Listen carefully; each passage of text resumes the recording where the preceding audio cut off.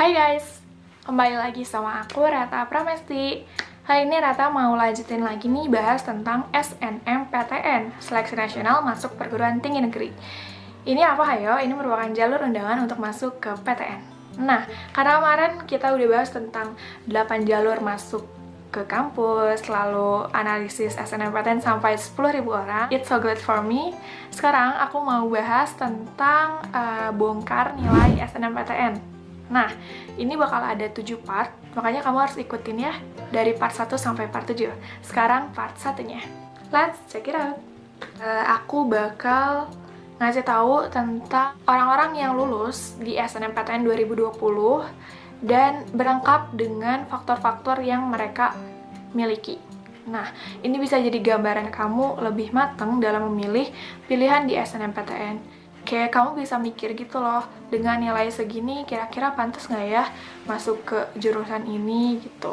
Nah, kita kan belajar dari pengalaman ya, pengalaman itu adalah guru yang terbaik. Makanya penting buat tahu berapa aja sih nilai yang lulus di SNMPTN dan juga faktor lainnya.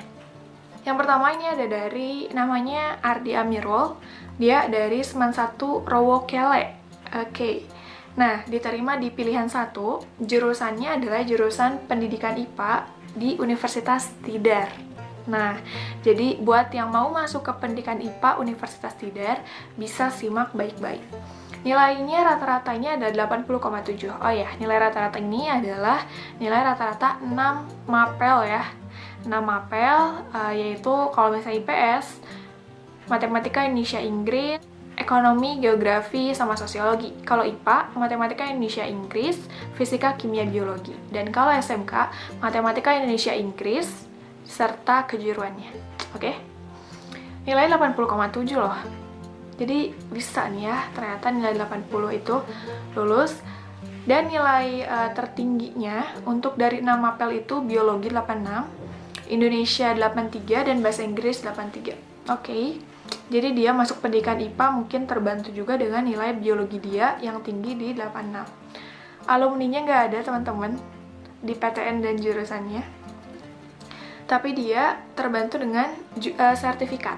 Sertifikatnya adalah juara 1 Olimpiade PMR, juara 3 Lomba Debat Bahasa Indonesia, juara 2 LCTP Kuarcap Kebumen. Wah, jadi lengkap ya, juara 1, 2, dan 3. Wow, luar biasa. Nah, pesannya adalah rajin-rajin belajar selagi masih ada waktu. Yang ingin lolos, rajin konsul ke BK. Catat perkembangan nilai kamu, jangan takut ya, nilai kalian kecil, saya juga gitu kok. Wow, keren ya Ardi. Kita lanjut ke yang kedua. Yang kedua namanya Zaki Al-Mubarok, dia dari Seman 2, Kota Serang, Banten nih. Diterima di pilihan 1, jurusan Instrumentasi Universitas Brawijaya. Oke. Nah, ini nilainya nggak terlalu beda jauh sama yang tadi. Kalau tadi 80,7 ke Untidar, sekarang ke UB itu 80,9. Wow. Matematika peminatannya yang tertinggi 90, matematika wajib 92, fisika 85. Jadi ini emang menunjang ya, karena nilai mapelnya juga tinggi di fisika dan matematika. Alumni di PTN-nya ada 5, dan di jurusannya belum ada. Jadi dia sebagai pendobrak guys. Oh my god, keren ya. Terus sertifikatnya peserta lomba bahasa Inggris di Universitas Brawijaya. Nah, ini pas banget ya, kan dia pengen masuk UB nih. Terus sertifikatnya juga sertifikat peserta UB. Walaupun peserta, tapi itu mungkin menjadi value tambahan ya. Pesannya katanya semangat terus, doa harus kencang ya, nggak ada yang nggak mungkin, tetap rendah hati gitu. Lanjut, yang ketiga. Yang ketiga ada dari Fioni Solihah, dia dari Seman 1 Rengas Dengklok. Wah, jadi inget proklamasi nggak sih Rengas Dengklok? Terus diterima pilihan 1 di Agroteknologi Unsika. Tahu nggak sih kamu Unsika? Universitas Singa Perbangsa Karawang. Nah, dia itu lolos di nilai akhir 81,9. Wow, oke. Jadi menuju 82 ya, dikit lagi. Nah, nilai akhirnya yang tingginya adalah di B-Indo 86, Biologi 82, Bahasa Inggris 81. Oke, standar sebenarnya nilainya, tapi mungkin membantu juga. Oke, Unsika. Alumni PTN-nya nggak ada guys. Oke, terus sertifikatnya dia sertifikat Jumbara PMR tingkat kabupaten dan sertifikat tim medis tingkat sekolah. Pesannya adalah semangat terus, jangan terlalu ikutin ego sendiri, introspeksi diri, pikirin baik-baik, omongin orang tua, jangan asal pilih univ dan jurusan karena favorit, sedangkan nilainya nggak favorit. Oke. Analisis nilai dulu, perbanyak referensi tentang SNMPTN, dan jangan berhenti berdoa. Ini benar-benar keren ya pesannya. Jadi banyak banget hal yang kita harus pertimbangkan sebelum memilih pilihan di SNMPTN. Oke, yang keempat ini dari Alvina Oktaviani, dia dari Seman 1 Salatiga. Dia diterima di pilihan 1 di Ilmu Pemerintahan Undip. Oke, beda lagi nih ya Undip. Nilainya 82,9 guys. Oh. Terus nilai akhir tertingginya Ekonomi, Bahasa Indonesia, dan PPKN. Tadi dia masuk ke Ilpem. Oke. Terus alumninya dia di PTN 22 di jurusan 1 orang. Nah, mungkin ini juga jadi suatu pertimbangan utama gitu ya.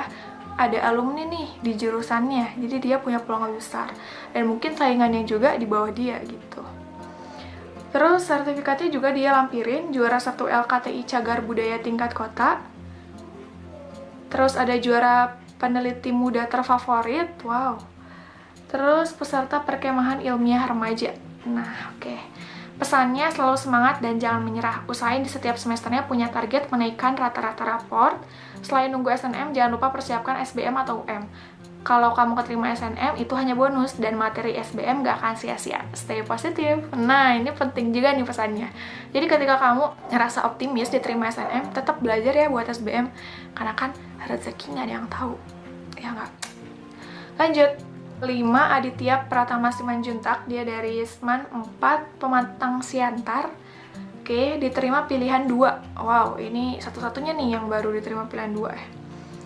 Terus dia masuk Teknik Pertambangan ITERA, Institut Teknologi Sumatera Utara.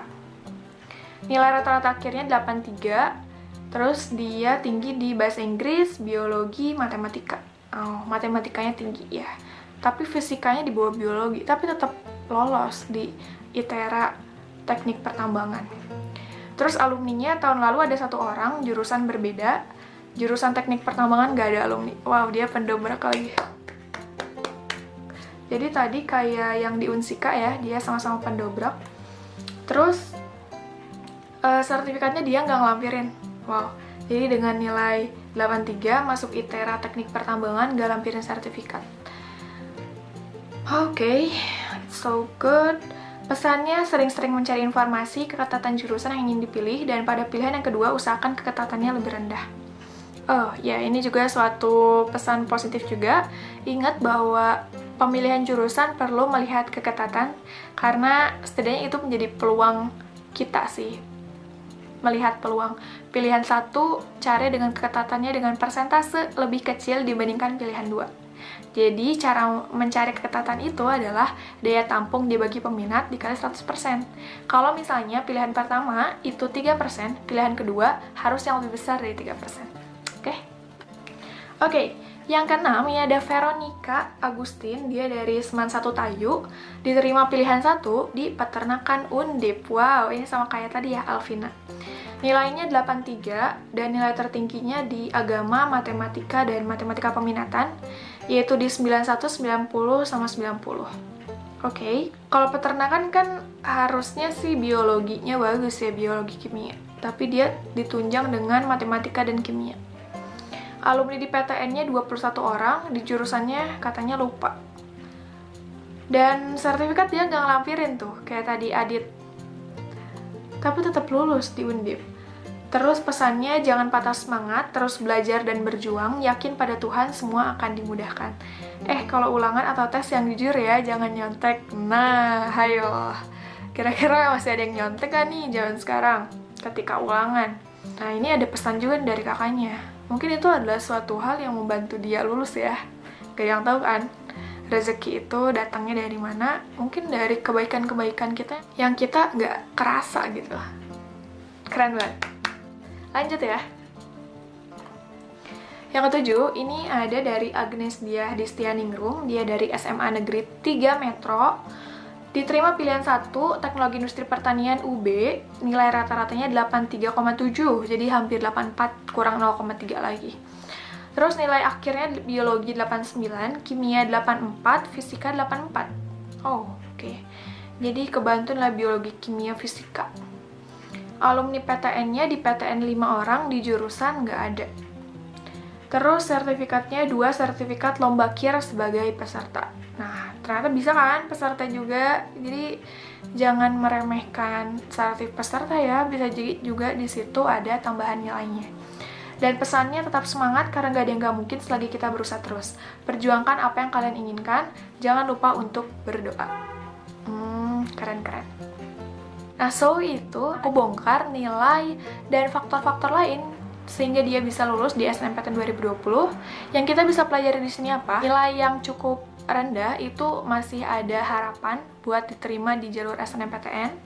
Yang kedua, perhatikan bahwa sertifikat baik juara maupun peserta merupakan suatu penilaian tambahan yang benar-benar bisa membantu kamu di jalur SNMPTN.